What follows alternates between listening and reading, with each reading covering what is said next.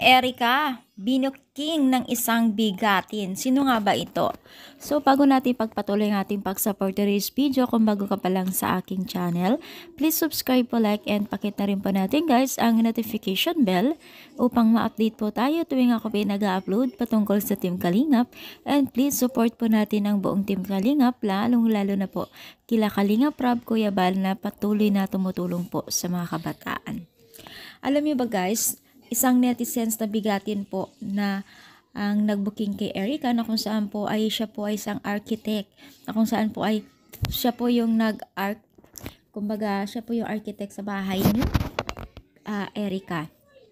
So talagang sa kanyang post po mga mima ay pinupost po niya na sa pamamagitan ng paglalarawan niya itong si Erica na napakabuti daw na tao.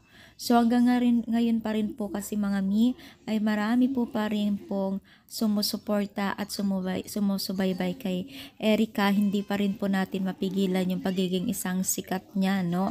So talagang makita po natin napakadami po sumusuporta sa kanya.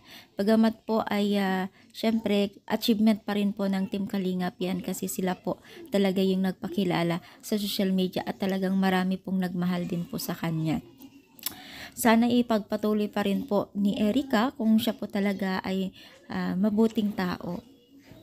Kung ano man nagawa niya sa Team Kalingap ay syempre kailangan natin tanggapin kasi desisyon niya yan eh. Kahit mahal na mahal pa nila Kalingap Rob, kung yun po ang desisyon niya at hindi naman po nagkulang ang Team Kalingap, talagang minahal naman po sila itong si Erica at talagang lahat po ay binibahagi at binibigay po nila ang best nila sa pagtulong.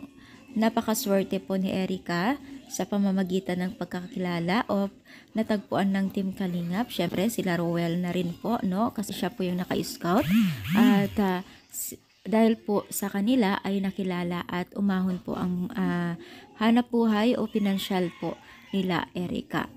So spread love lang po tayo mga mima, huwag tayong magbangayan sa mga supporters ni Erica at mga taga-supporters ng Team Kalingap. Alam ko po nasaktan tayo, pero spread love na lang po tayo, no? And doon na po mapagdasala lang po natin ang bawat isa. At wala naman pong perfect na tao, di ba po?